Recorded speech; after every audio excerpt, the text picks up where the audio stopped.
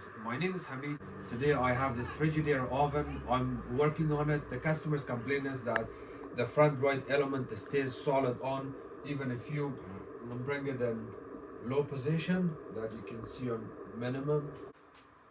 I have the switch in low position, and the element is still staying solid unless I have to turn it off. If I turn it off, of course it's gonna go off.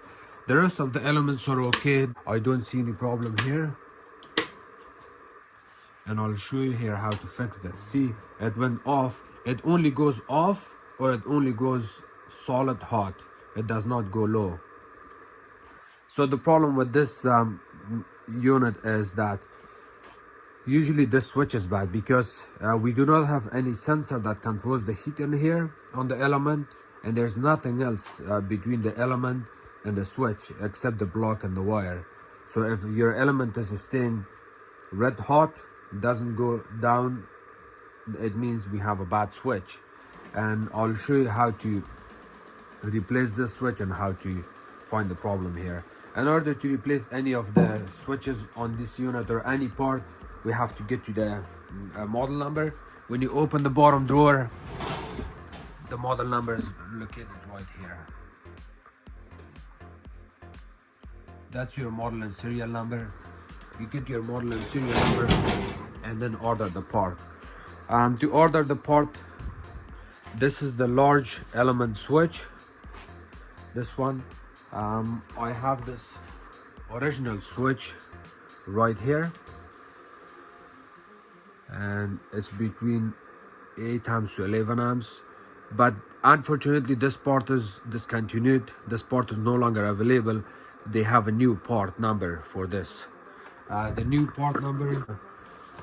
new switch part number is 316-436-001, and I will show you the difference between the new part and old part. Look at the switch in here.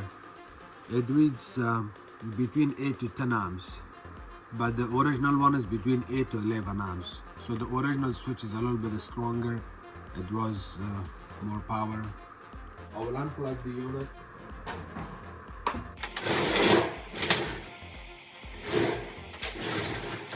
In order to work on the switch, you need a Robertson drill bit or a screwdriver, and you're gonna only open 1, 2, 3, 4, 5.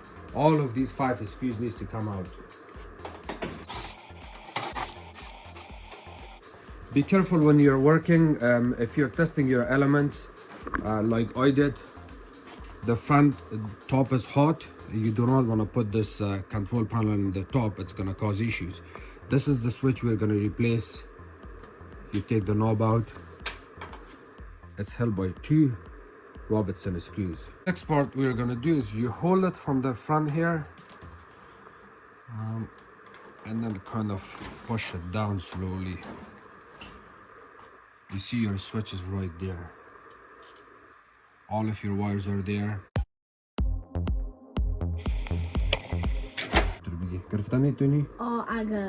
اگه شو فوتو معبود تو از بخاطر دستك كده انترشت. عم تزادي دستك. شوف. Here's the switch. I'll pull them out and you will see. The red wire we are gonna disconnect. When you're pulling these connectors or wires out from the old switch, please hold it from this area only. Do not pull it out from the wire. If you pull it out from the wire, you're gonna break it and then you'll have more problems. So the first wire connected,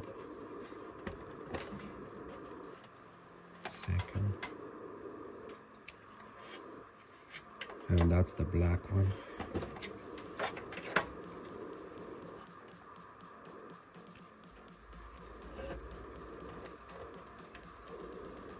If you're a technician, you know what to do, but if you're a homeowner, take pictures or just disconnect wires one by one, and then that way you're not going to have any issues.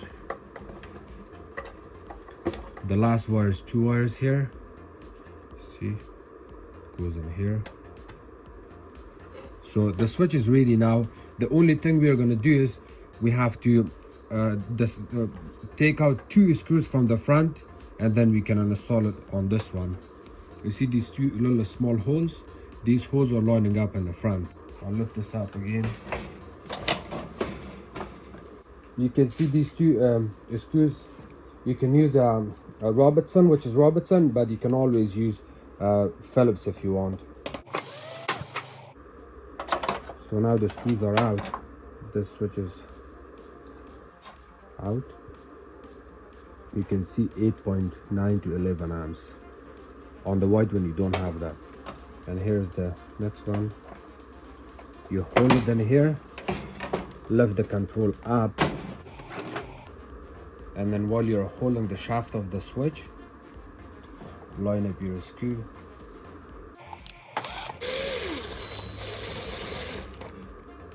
So do not tighten the first screw too much. Keep it a little bit loose so you will have a little bit of play, and then you can lift this up with your finger. There we go. Now you know both of the screws are tight. You can retighten it properly. You install your knob back in, and you can only install it one way. You see this? And now you can turn it back and forth. Other screws back in, but this time you're gonna work on it a little bit harder than expected here. So if you look here at the back of this panel, you see these screws. When you close this front panel back in, those screws are not lining up. So you kind of have to play around, maybe push it a little bit hard from the top until you see these screws lining up. Once these screws are lined up, then you can add your screws. Maybe you may wanna push it from the top to line up the screws. You see, if I don't push it and I hold it like this, it may not line up. So have your screw ready, and then push it from the top and add your screw, the first screw, and then ignore all of these screws. You wanna add this screw, the next. Push on it a little bit, line up your screw, and then add the screw. And now you can add the rest of the screws. These side plastic pieces, this plastic piece doesn't go properly. Sometimes you have to push hard on it and then it lines up. Usually there's one screw here, but that screw is missing.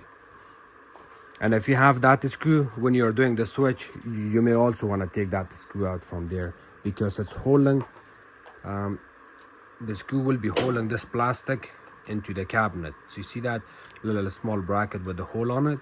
That's why you have to take those screws out. Okay, so let's give it a try and see how it goes.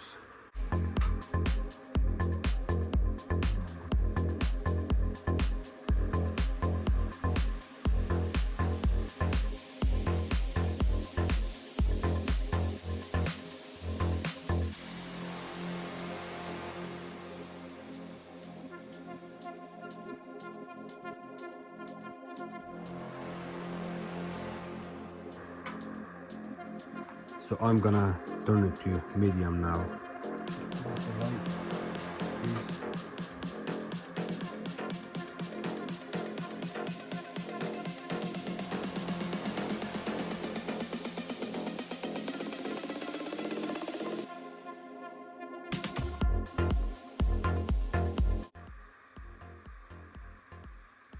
Okay, so the switch is working. It goes to max, goes to low, and then of course it goes to medium. If you have it on number 2, it will turn off itself. So everything seems okay here now. The last tip I can give you on this unit is that if you ever get problem with these elements, that they are not working properly, they are not working the way they're supposed to, or sometimes they are working, sometimes they are not working, please do not replace your switch, because there could be problem with the element itself. By pulling the element out,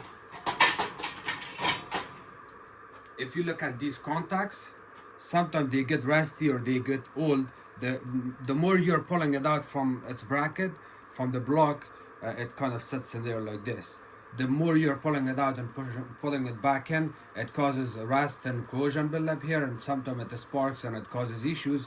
So what you can do is, get a sandpaper, clean these contacts really good, put it back together, and that will make a big difference. Or in worst case, if you don't know if that cleaning would make a difference or not, what you can do is, so for example, this element is not working, it's located right here. Or I'll give you an example of these small elements at this moment. So if this element is not working and you pull it out, did a lot of cleanup, put it back in, didn't make a difference, what you can do is keep this element right here on the side, get the similar exact element from this side, pull it out, reinstall it back in here on this block. Light it there.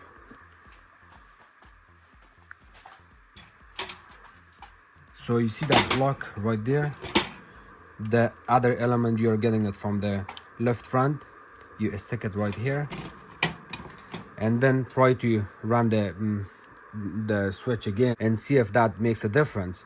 If your element is working okay, now you know your element is broken. You can order another one and replace it. That will take care of the problem. And you can do exact same thing on these two elements. If you think this element is burnt, you take this element out from here and then take this one out and install it right there while this element is out, and then turn it on and see if that makes a difference. If it's running, you know that your switch is okay, your element needs to be replaced. It's super simple and that will save you a service call. Thank you so much for watching my videos.